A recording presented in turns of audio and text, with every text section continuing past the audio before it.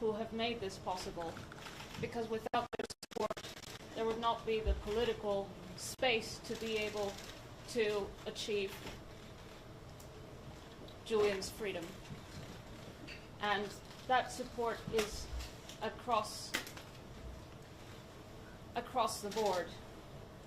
I thank the opposition for also supporting Julian's release. It took all of them. It took millions of people. It took people working behind the scenes, people protesting on the streets for days and weeks and months and years.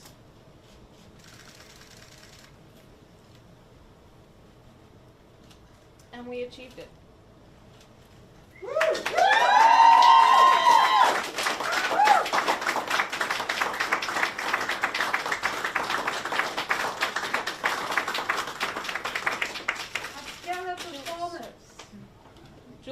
Julian wanted me to sincerely thank everyone. He wanted to be here.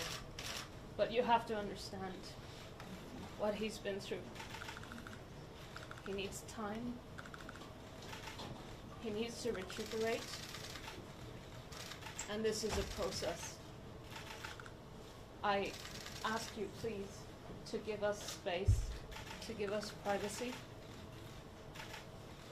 to find our place, to let our family be a family before he can speak again at a time of his choosing.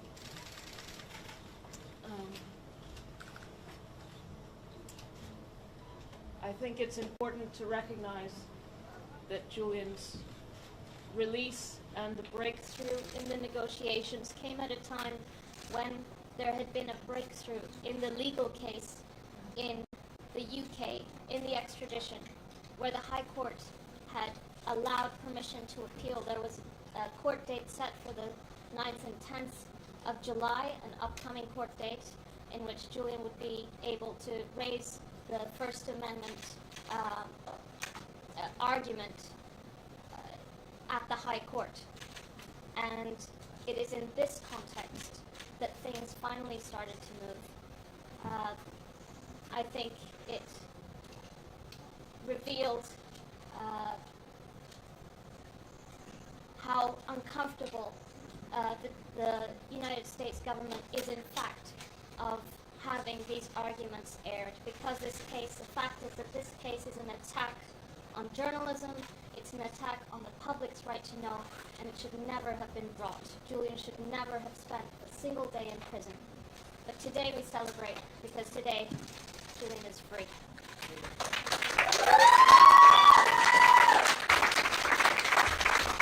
We'll take 10 minutes of questions, just address them to the individual, and I'll tell you when we're out and ask for yourself. I think the first question is Robinson. The return of Julian Assange has revived this huge debate about whether his activities were right or wrong. And we've seen political figures in the US and in Australia here say that he's no hero, that his disclosures put lives at risk. Some Democrats don't like the disclosures about Hillary Clinton, for instance.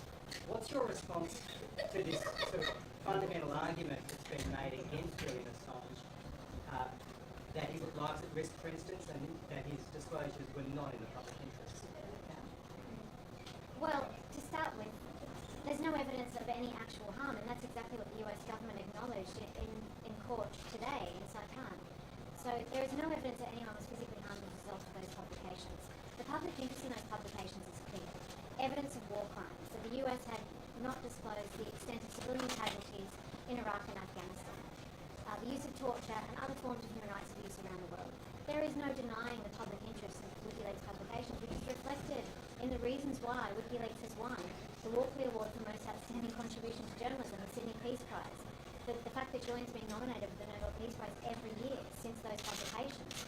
So to suggest that this was not in the public interest, I don't understand the basis upon which they could possibly suggest that.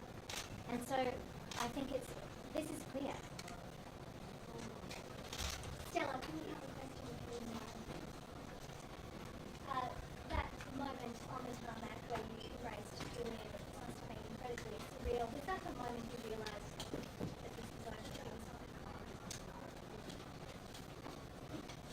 Yes, I was overcome by emotion when I first heard that there were crowds cheering that I didn't even know were there behind a fence because it was dark.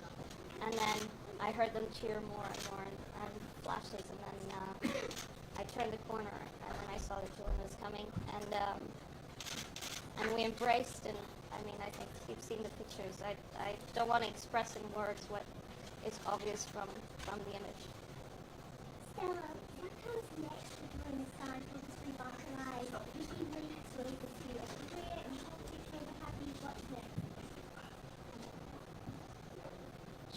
Julian needs time to recover, to get used to freedom. Someone told me yesterday who had been through something similar that freedom comes slowly, and I want Julian to have that space to rediscover freedom slowly and quickly. Yes, as one of my colleagues mentioned the Podesta files earlier, I think he may not have read them. Could you, now you have the opportunity, just remind us of how that actually reformed the DNC and the corruption within? The Podesta files were really good for the Democratic National Congress, yes? Look, there's clearly public interest in the DNC materials that was released by Wikileaks, and in terms of the legality of those publications, there's a US court decision showing that it had the highest possible protection of the First Amendment. So, from a principal point of view, people might not like the politics of any particular publication, but that publication is absolutely protected by the First Amendment, as US courts have found. Julian, are there any post-release conditions for Julian, parole periods? The US has said that he's banned from returning to stepping foot in the US, gag orders, anything like that. And can you and Barry give us a sense of the negotiations with the DOJ, particularly given Julian's strong held view that he was not guilty of the crime? I think it's best Barry speaks to the terms of the plea deal. There are absolutely no restrictions on Julian. The case against him is over. There is no gag order. There are no other restrictions. He is going to be able to go back to whatever life he chooses to build with Stella and his family.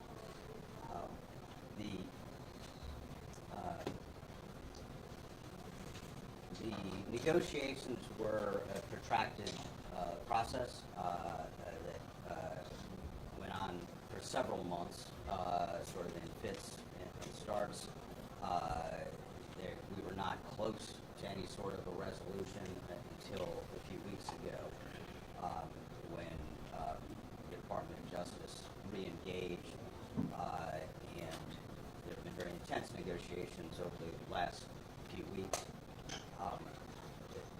One thing we were very clear about was that any resolution would have to end this matter, and that Julian would be free, that he was not going to do additional time in prison, he was not going to do time under supervision, he was not going to do time under a gag order. So that was one absolute requirement. Another significant point of negotiation was where the plea would be taken. Julian did not want to come to the United States in any form. Ultimately, obviously, we negotiated Saipan under conditions where he would be released in the UK. He would come to Saipan not as a prisoner of the United States or the United Kingdom, and that we would come in and leave on the same day. It's exactly what happened. And other provisions of the plea that were very significant. The United States agreed that they are not going to bring any other charges against Julian for any conduct, any publications, any news gathering, anything at all that occurred prior to the time of the plea. So even if he had prevailed in the extradition proceeding, that would have just resolved this case.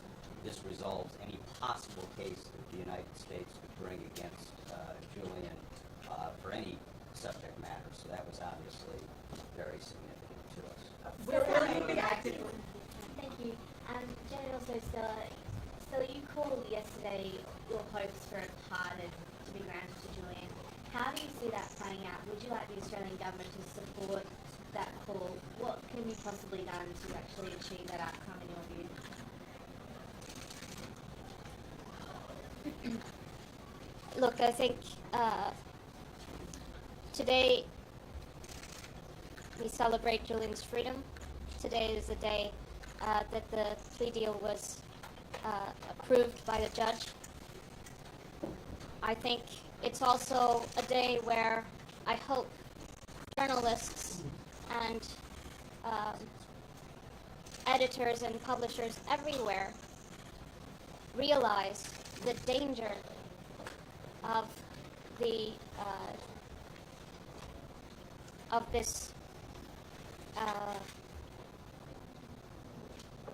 U.S. case against Julian that criminalizes, that has secured a conviction for news gathering and publishing information that was in the public interest, that was true, that the public deserved to know. And that precedent now can and will be used in the future against the rest of the press. So it is in the interest of all of the press to seek for this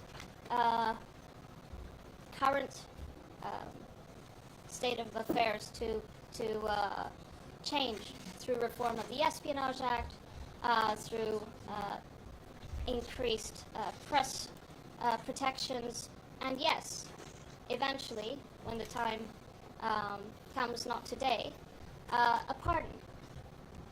So, can I ask how hopeful and how confident are you that your husband will be pardoned?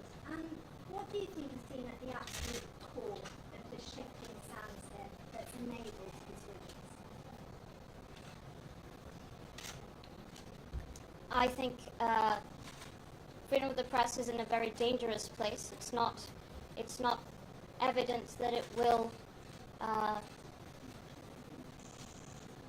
move towards more protections, but rather less. There needs to be a conscious and joint effort to push back, and that pushback should have resulted in the dropping of the case against Julian. Unfortunately, that didn't happen. That would have been the only good outcome for the press in general if the U.S. government had abandoned this case entirely. Now you have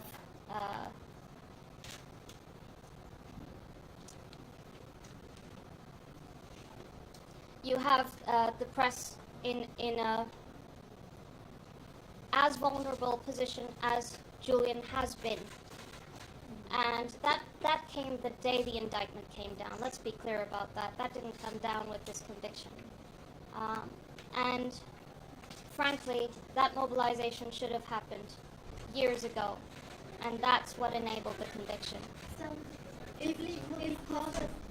Assange... I think he'll be pardoned if the press unites to push back against this precedent. Because it affects all of you. It affects your future ability to inform the public and to publish without fear. Is Mr. Assange going to meet the Prime Minister in the coming days? No comment. Do we have 3 more questions? Here, Stella, here. But what I can say from the phone call with the Prime Minister this afternoon when we landed is that he is delighted that Stella and Julian are both now in Australia, and we certainly hope that at some point they'll be able to meet. Does Julian plan to keep going with Wikileaks and publish more documents, more journalism? Look, he just arrived in Australia after being in a high-security prison for over 5 years and a, 72-hour flight or something like that. It's premature. Julian has to recover. That's the priority. And the fact is that Julian is will always defend human rights, will always defend victims. He's always done that. And that's just part of who he is. He is deeply principled. And he remains deeply principled.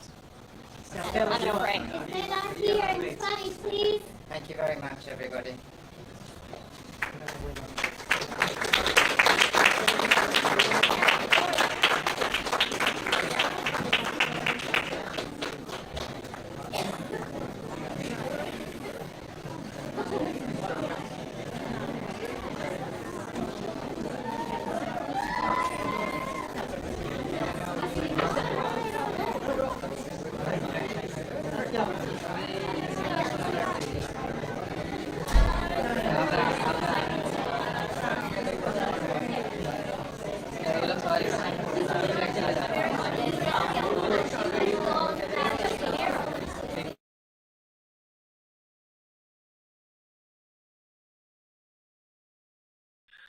We were just observing the press conference in Canberra, where Stella Assange, Julian's wife, was speaking, and Jennifer Robinson, Julian's lawyer, and Barry Pollock, the US counsel for Julian. We are going to bring this live streaming to a closure in a short while, but it was interesting to hear the absolute confirmation from Barry Pollock that in no way, shape or form does this plea deal constrain Julian. He can do whatever he wants. And that is a really good news, and good news for us and everybody, that he can join in whatever he wants to do now after he has recovered. It is amazing to reflect back on what actually went on in the courtroom in Saipan, what this plea deal was all about. I was able to listen to an audio recording from the courtroom, an interaction between the judge, Ramona, and Julian in the courtroom. And quite interestingly, Julian was asked if he agreed with everything that he had signed in the plea, asked whether he had done it voluntarily. He said yes.